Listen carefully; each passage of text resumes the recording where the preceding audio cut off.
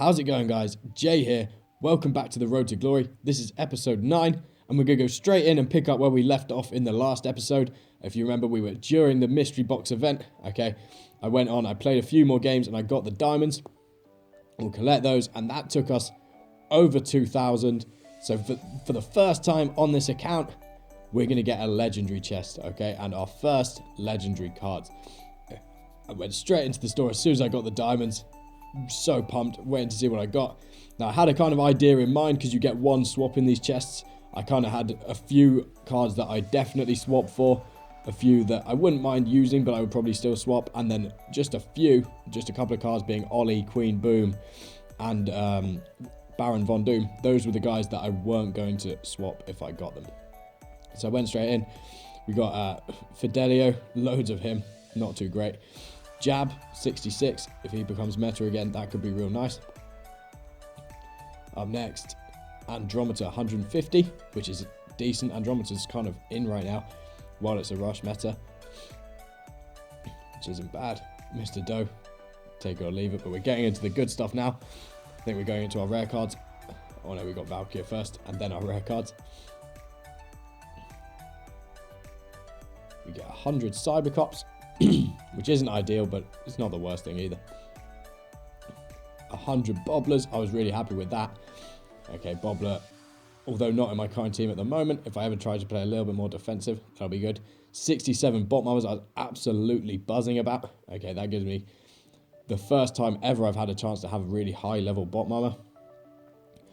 And out of our legendary, we get Miss Bunny, okay? But Miss Bunny was on my list of people who I could use, but if I try and swap and try and get a look at some of those better cards. So I decided I'd swap it.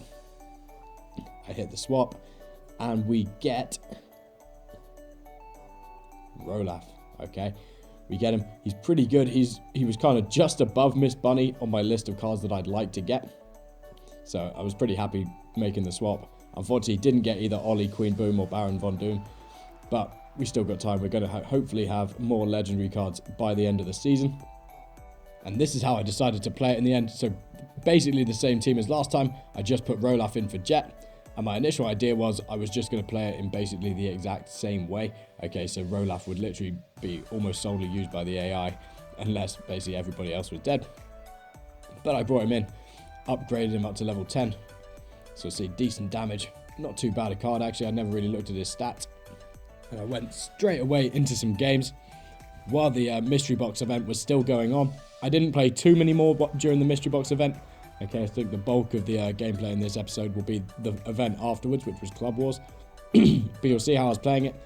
Now, I decided to go for normally using Poke Hunter at the start of the game, but if I saw somebody was going to make a rush, I'd choose one of my other cards as well and let me and Poke Hunter sort of both defend it.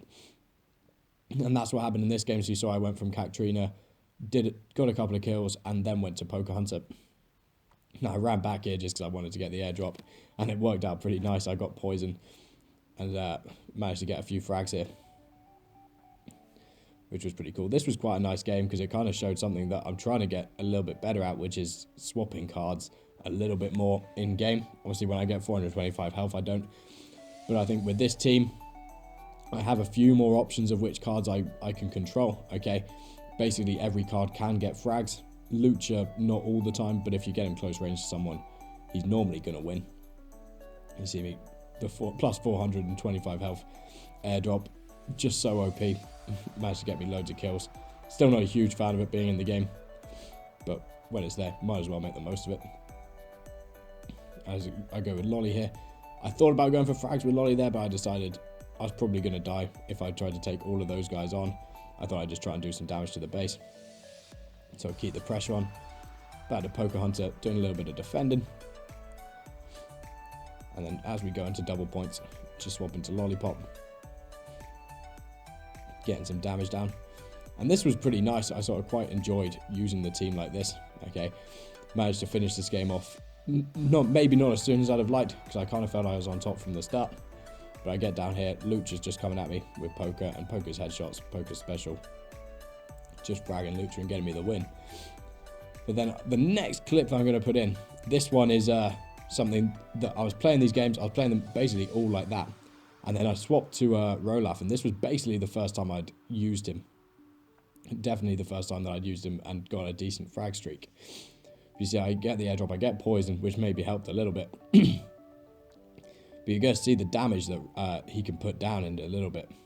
As I sort of come up here, my jump unfortunately didn't take out that guy, but Lollipop did. Get one frag there. Come around the corner here, there's a couple coming up this ramp. Take out both of those. And then run out here. I take out Bot Mama and take down the target, okay? And the reason I kept that clip in, even though it's not like the most incredible of clips, is it did change how I was going to play just a little bit, because it let me change up my team a little bit, okay? I decided if I was going to be fragging people with Rolaf instead, I probably didn't need to have Pocahontas as my just AI defender, okay? If I wasn't going to be using her, I decided to go for Bot Mama instead, try out what it's like to have a level 10 Bot Mama in the ranks. See me upgrade her there, and went straight into a game. And you'll kind of see how I decided to play it in this one. Now, I thought Rolaf wasn't quite as good at this as Pocahontas was, okay? His fragging wasn't quite as good.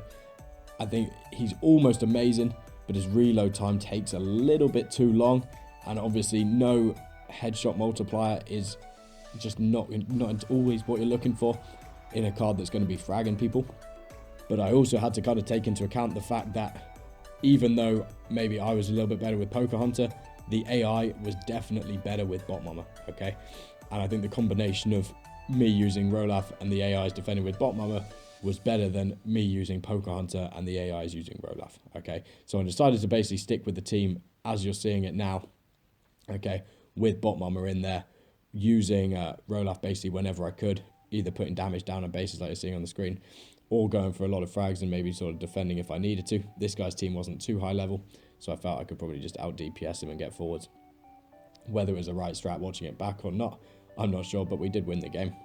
But I basically ended up using that team not only for the rest of the mystery box event, but also for all of Club Wars.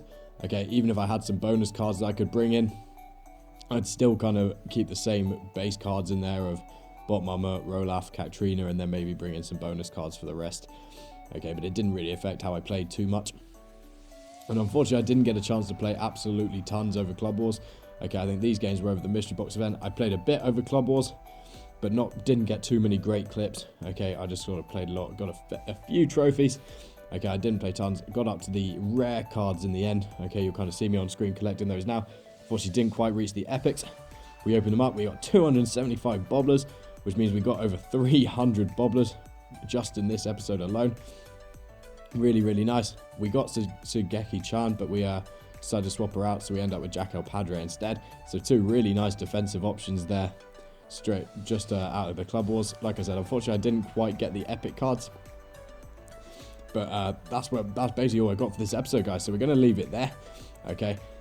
You might have seen in just the end of that last clip, we did get all the way up to season tier 90 through playing these couple of events. Okay, so only a few to go, and the good news is the season got extended a little bit, so we've now got until December 2nd to reach season tier 100. It might still be a little bit close, but I'm hoping we can do it with maybe a couple of days to spare.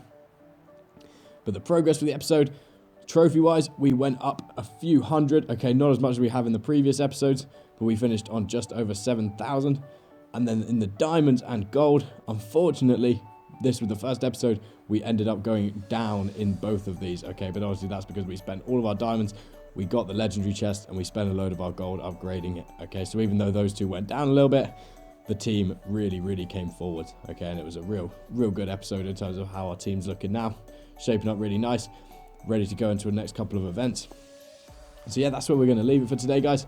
Thanks a lot for watching. Okay, make sure you leave a like and subscribe. Really, really helps the channel.